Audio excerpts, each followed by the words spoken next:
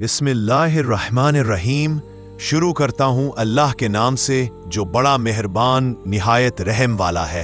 अस्सलामु अलैकुम व रहमतुल्लाहि व बरकातुहू। प्यारे भाइयों और बहनों, नमाज इस्लाम का दूसरा रुकन है और हमारे दीन की बुनियाद है। लेकिन अक्सर लोग नमाज के बारे में कुछ मसाइल में कंफ्यूज होते हैं। आज की इस वीडियो में हम नमाज के 5 आम मसाइल और उनके सही इस्लामी हल को कुरान और हदीस की रोशनी में जानें।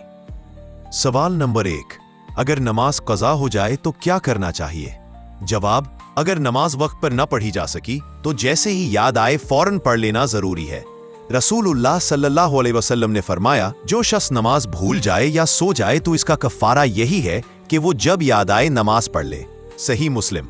ये मतलब ये है कि नमाज कज़ा हो जाए तो फौरन अदा करनी है, अगले दिन के साथ मिलाकर नहीं छोड़ना। सवाल नंबर 2, अगर वजू के बाद हंसी आ जाए तो क्या वजू टूटता है?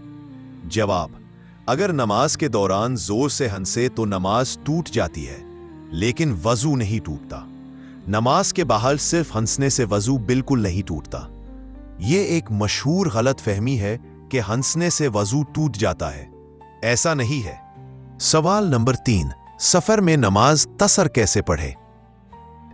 जवाब, अगर कोई शख्स 48 मील या तकरीबन 78 किलोमीटर से ज्यादा के सफर पर हो तो वो नमाज असर पढ़ सकता है। यानी 4 रकत वाली नमाज जोहर, असर, इशा को 2 रकत पढ़नी है। रसूलुल्लाह सल्लल्लाहु अलैहि वसल्लम सफर में हमेशा कसर करते थे और इसे सुन्नत बताया। सफर की नमाज को आसानी और सहूलत के लिए मुख्तसर किया गया है। सवाल नंबर 4, अगर जमात छूट जाए तो क्या करें? जवाब, अगर इमाम से नमाज रह जाए तो जितनी रकत मिली है इमाम के साथ पढ़ ले, बाकी रकत सलाम के बाद खुद पूरी कर ले।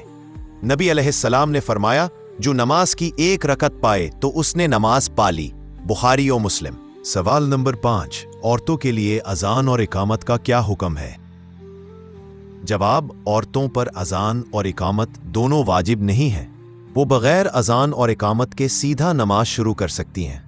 अलबत्ता अगर चाहें तो आहिस्ता आवाज में अजान दे सकती है, लेकिन यह जरूरी नहीं है। मशहूर गलत फहमियां। 2 से 3 मिनट। जैसा कि लोग कहते हैं कि अगर कपड़ों पर जरा सा नापाकी लग जाए तो नमाज नहीं होगी। हकीकत, अगर नजासत 1 दिरहम से कम हो तो नमाज हो जाएगी। कुछ लोग समझते हैं कि जमात के बगैर नमाज नहीं होती। हकीकत, जमात का छोड़ना गुनाह है, लेकिन नमाज फिर भी हो जाती है। अल्हम्दुलिल्लाह, आज हमने नमाज के 5 अहम मसाइल सीखे। अगर आपके जहन में भी कोई सवाल है तो कमेंट्स में जरूर लिखिए। इंशाअल्लाह अगली वीडियो में इसका जवाब दिया जाएगा। अल्लाह हम सबको सही मानों में नमाज कायम करने वाला बनाए। आमीन।